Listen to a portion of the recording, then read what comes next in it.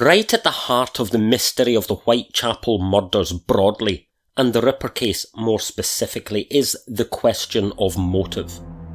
While absolutely we have to consider the other elements of means and opportunity, if we are to really make an effort to get inside the mind of the Ripper, as far as that is even possible, we have to pay very close attention to the question of his motive.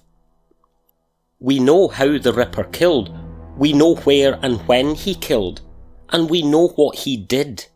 But what is less well known, what is murkier, is the question of why he killed.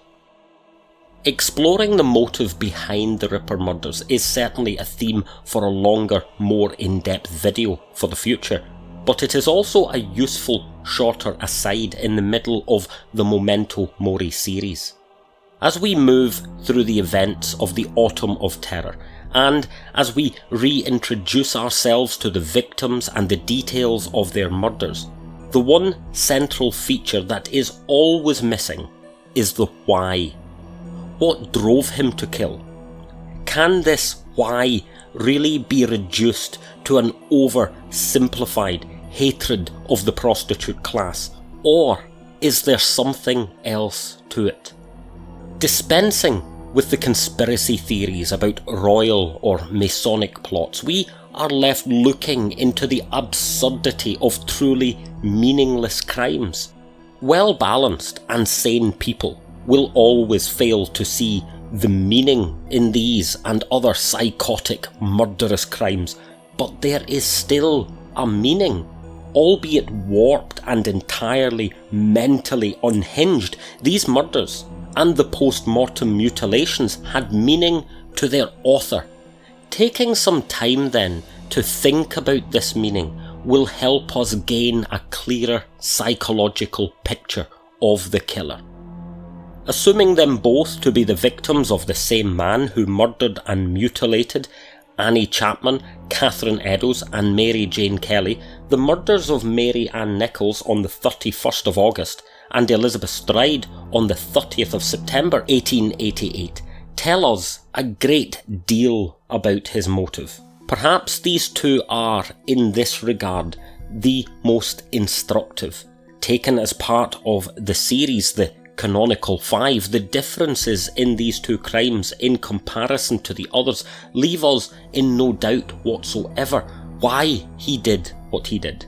On the night of the so-called double event, the 30th of September, the prevailing opinion is that after being interrupted in Dutfield's yard, the killer was left unsated and so went off to find another victim. He was unsated, and this is telling. This is a sexual psychopath engaged in a classic lust murder, per the Douglas FBI profile, and as such, the attack on Elizabeth Stride saw him brought to a level of arousal in the execution of his fantasy that was left unsatisfied when Louis Diemschutz arrived into the gateway and disrupted him. In a sense, he had worked himself up to this murderous ecstasy only to be denied its climax. Similarly, on Bucks Row on the 31st of August, the arrival of a carman on his way to work cut him short. He did not go looking for another victim on this occasion, but this may have been due to a number of possible factors. He had, partway, satisfied his fantasy.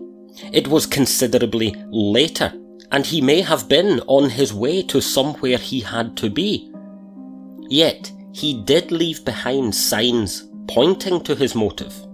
The difference, of course, with the Nichols and Stride murders is that the women had not been eviscerated after death to anywhere near the extent to which the other victims had been. It is this that points to the killer's motive. Why he killed these women. With the exception of Elizabeth Stride, though the same was clearly his intention, his victims were killed quickly. Manual strangulation used in a blitz attack to subdue his victims before pulling a long blade across their throats, killing them instantaneously. What this tells us is that he was not a sadist. He had no interest in inflicting pain on his victims and was almost certainly not interested in the kill.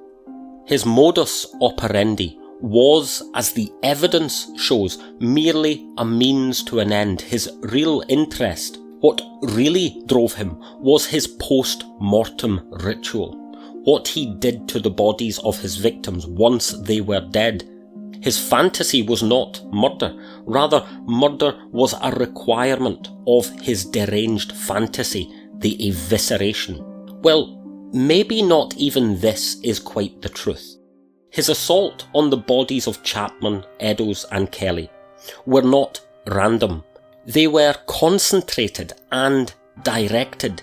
He was cutting at specific areas of the body, primarily the sex organs, but in none of these cases was the focused ripping assault the end of the ritual.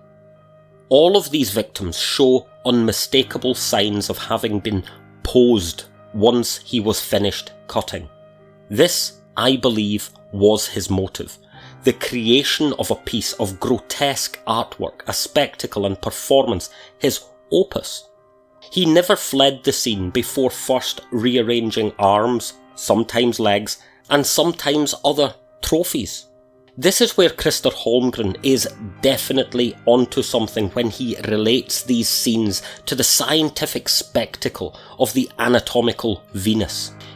It is certainly something like this, perhaps even this very thing, that motivates his fantasy life. This recreation arouses him and motivates him. And this too has a parallel in the development of the fantasies of Peter Sutcliffe, the Yorkshire Ripper, who had a grim fascination for the anatomical models and the Chamber of Horrors exhibits in a waxworks museum in Morecambe. Not that this caused him to murder, but it did texturise his warped imagination. It is altogether probable that the Whitechapel Ripper's fantasies were shaped by a similar image. Something in his disturbed psychology latched onto a presentation of the female anatomy opened and exposed.